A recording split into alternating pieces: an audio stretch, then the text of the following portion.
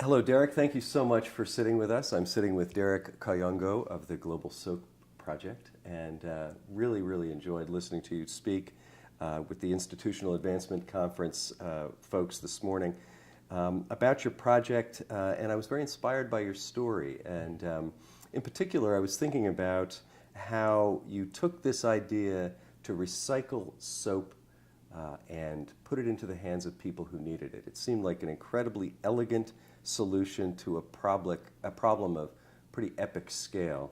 And, but in many ways based on your own perspective as an immigrant, as someone who had grown up in a different part of the world and come to America and observed this unbelievable waste that was taking place in hotels around the world. And I wonder, as the parent of teenagers, I've sometimes heard that immigrant parents and children who are second-generation children in this country see things differently. I wonder if in your own home, you and your children look at the world differently. Are there things that you look at and your kids look at and you say, oh my gosh, do we live in the same family? It's very interesting. I'm an African father of American children. So that's very interesting. But there's still this influence that we've given them for them to understand the world as a big place. One of the things that we always talk about is food. They see us preparing African food and they're like, what is that? And I'm like, I usually teach them, I say, that's zebra, Kevin. And so we laugh about it. But out of that conversation comes the issue of food and hunger and the fact that there are a lot of people around the world that don't have enough to eat. And that particular discussion then lands them in a place where they start to think about ways in which they can work to fight hunger around the world. So what I try to do as a parent, as an American parent now of American kids with an African tint to me, is to take every experience that I have and use it to impregnate them with ideas that are solutions. That's how this country was built. I think without that particular expression, I will give you an American child who is not fully informed. So I think our role as parents, as individuals, is to show our kids why they're important to society and how they can bring that particular value to this. I say that with emotion because kids today are struggling with connecting to the culture and bringing value to the culture. They have drug issues, they have poor education, they have all these things. And we have to teach them. And the teaching begins at home. We are, as parents, the ones that they first connect with. Not the teacher at school, the parents. And so I'm trying to teach Kevin and Lauren how to be good citizens and to understand how to connect to the other. There's a Japanese American, there's an Italian American, there is an Ethiopian American. We are all Americans. That value system is what is going to keep this country going. So when they hear it from an African parent who is a new immigrant, they find a lot of value in it. So that's what I'm trying to do with them, is to use my passion, my emotion, which is now coming out very strongly, to tell everybody I'm raising a great American child who understands the other. That's wonderful. One of the things I loved about your talk and about your project is its elegance and its simplicity, because there are a lot of very complicated problems in the world. But when you hear that 800 million bars of soap are thrown away on a daily basis, and there are people who are dying in this world because they don't have clean soap, they don't have the ability to clean themselves properly, and there's this real gap. It sounds like I was a middle school principal for many years, and there's something about it that strikes me as a middle school solution. That here, kids finding out about this terrible problem, this terrible waste, well, why don't we just take the soap and give it to the people who need it?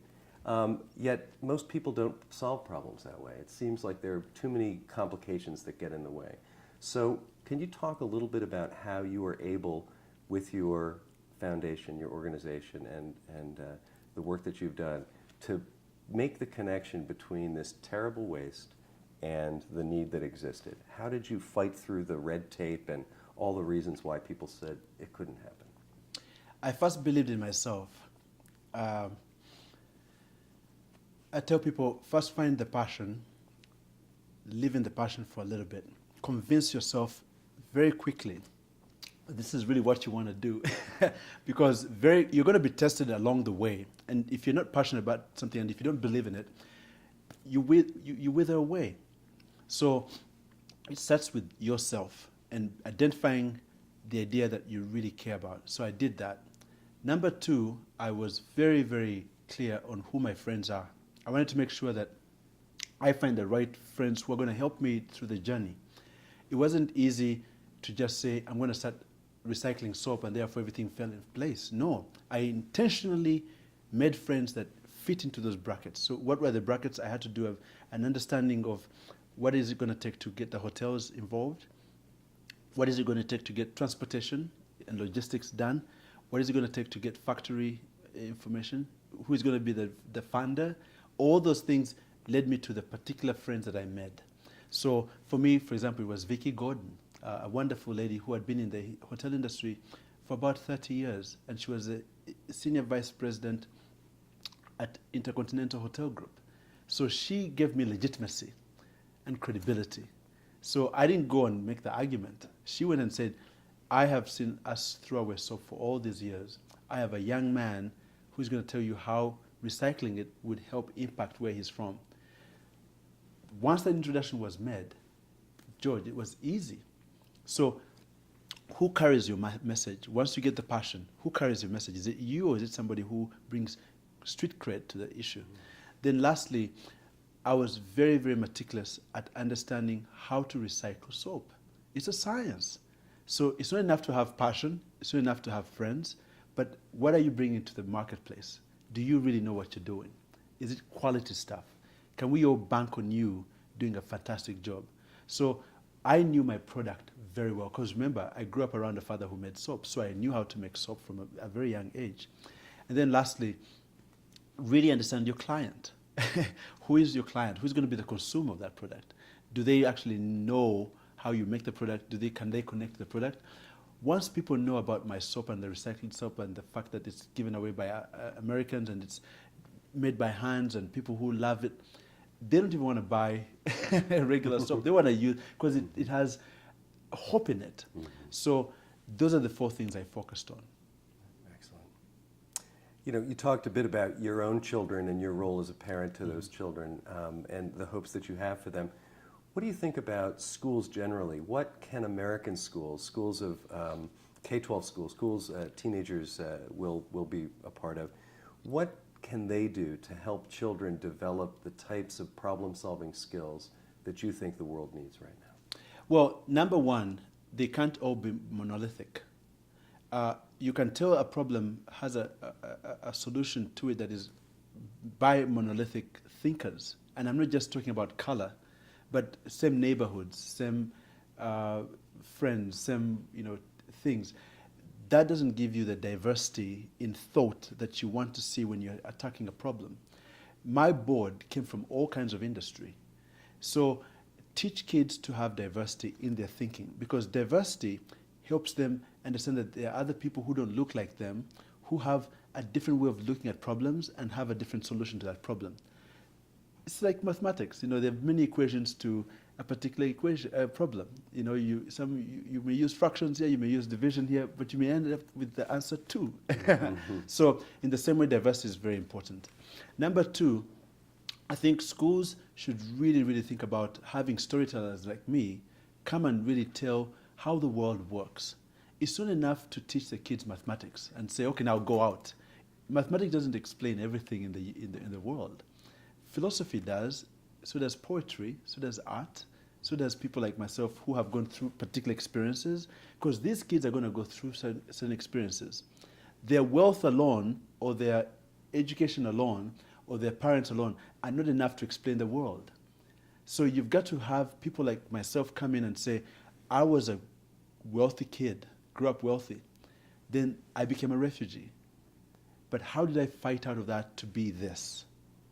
can you still stay with integrity, with passion, and strong, and fight through your bad events, to use those events to then craft out a career, to craft out a narrative, a world viewpoint that expects the best out of everybody, and you be a productive human being. So that's number 2. And then lastly, number 3, don't let these kids become antipathetic. Don't let them say, well, it doesn't work, oh, it doesn't get... No. Tell them, yeah, that doesn't work there, but it does work here. And what I mean by that is that whenever they say the politics is not good, so and so is this and that, and they say, oh, I don't want to vote. I don't vote. They're all scumbags. Remind them of 1965, the voting rights. It took Martin Luther King to die. It took Rosa Parks to sit in the back of the bus and come up in the front. It took very strong individuals to challenge the system to then actually give us what we have right now. So I can vote now, George, because of the 1965 Voting Act. Mm-hmm. Why? Because Americans worked through that problem. We Americans, we work through every problem. We don't become antipathetic. Excellent. Well, it's no mistake that you were invited here to the Institutional Advancement Conference. I think your message and your ability to get out a message has been quite inspiring. And I know that as nonprofit school, independent organizations, our member schools find fundraising to be a very important part of maintaining their vision and their programs. Yeah. So what message do you have for those involved in fundraising at their individual schools? What do you think the best strategy is for those people to get that message out and to be successful as fundraisers?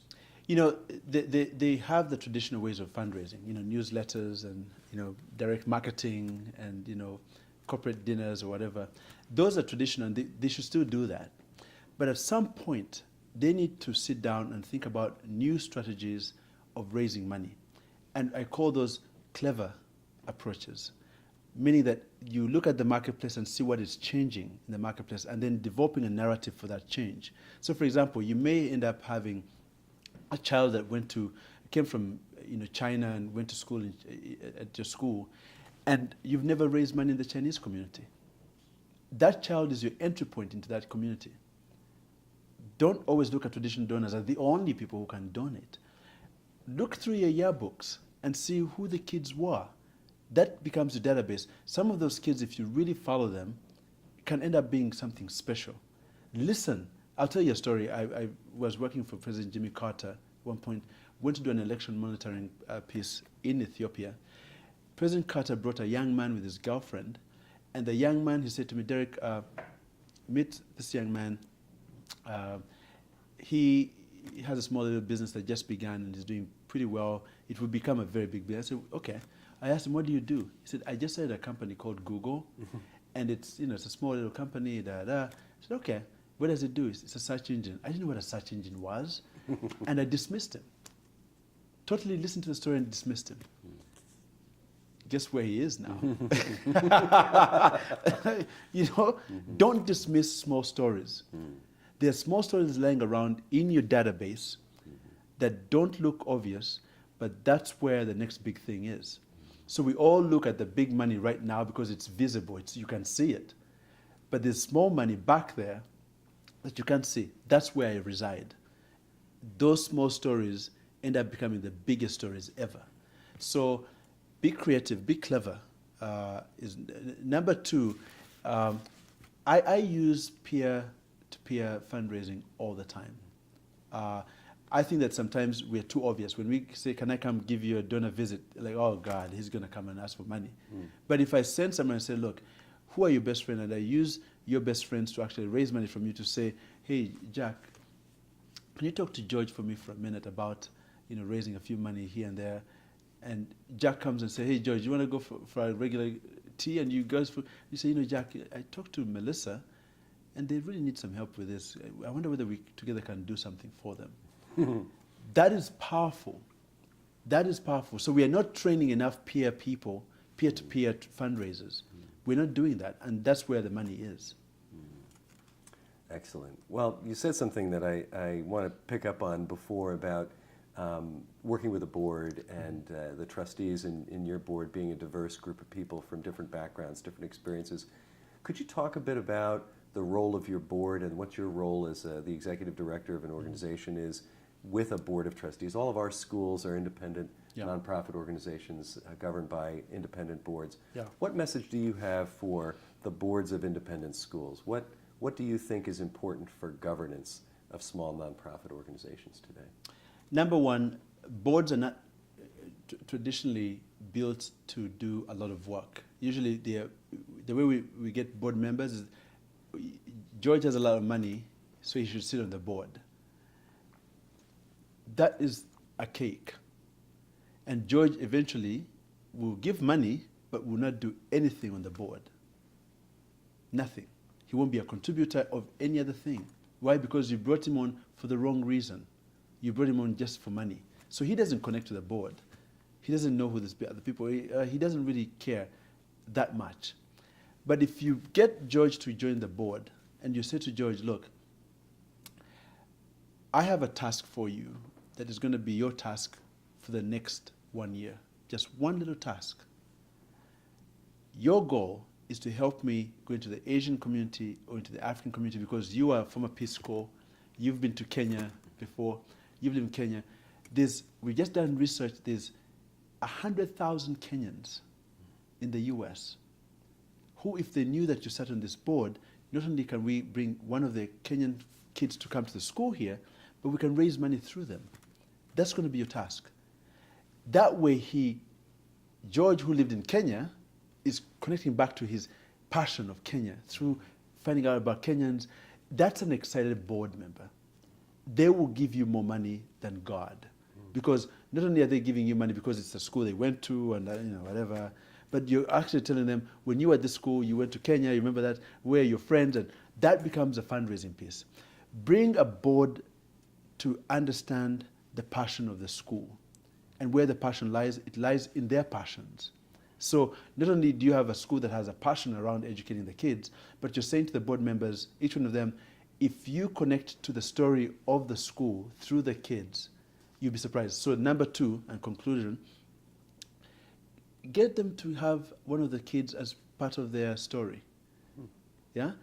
How many kids would love to know a board member, and the board member can groom that child and can be part of that child's life? That keeps the board member connected to the school. If the kid calls and says, and the kids are fantastic. If a child calls an adult, adults just feel like they have to do something, So if the kid says, hey, Mr. George, how are you? It's Evelyn here. I hope you're doing fine. I just want to remind you, our Power to Inspire and your dinner is coming up. Please let's get, my goal is to have like 3 other people. That would be so cool. Can you help me get 3 other people? That kid has just done you the biggest favor. That board member will find those 3 people just like that because he or she wants to impress that kid. Yeah? But if you call and say, George, we need 3 more other people. Well, I gave you guys last year. There's no excitement there. So these schools have the most unbelievable engine of passion in the kids. Use the kids to connect to the board. Have the board work, do events with the kids. Go out for a soccer game with the kids. Go out for a basketball game with the kids. Don't let the board members be in a glass ceiling somewhere without connecting to the kids. That's where I think the fundraising is. That's brilliant. Well, it's clear that mission is something that's very important to you and to your organization, and that you operate within that passion. What's next for the Global Soap Project and for you? Well, we've merged with Clean the World, another entity that also recycles soap. In fact, this hotel we sit in right now recycles soap. I'm so glad to know that. But right now, their goal is to have as much impact as possible. We are still recruiting more hotels. We have about 5,500 hotels. But do you know how many hotels are in this country? We have so much work to do. We still have a lot of kids who are dying because they don't have clean soap and water. So our job is to really get all the hotels in the U.S. to think about the value of recycling soap. Don't throw away that soap, please. There are people around the world that can use it. Number 2, we want to have programming. We want to make sure we connect to other organizations like CARE, the UN, to recycle soap, the Clinton Foundation initiative. These are all entities that can work with us. They all have what we call WASH programs, water, sanitation, and hygiene programs. If they tap into us, then they don't need to worry about soap anymore. So partnerships are going to be key. Getting more hotels to join is going to be key. Getting schools like yours to get kids to learn about the story and to connect to the story is going to be key. So there's so much work to do, so much. Well, I have no doubt that you'll be very successful in that journey Yeah. because of the great success you've had so far. Thank you so much for your time. It's been an honor to speak with you. Thank you so much. Okay.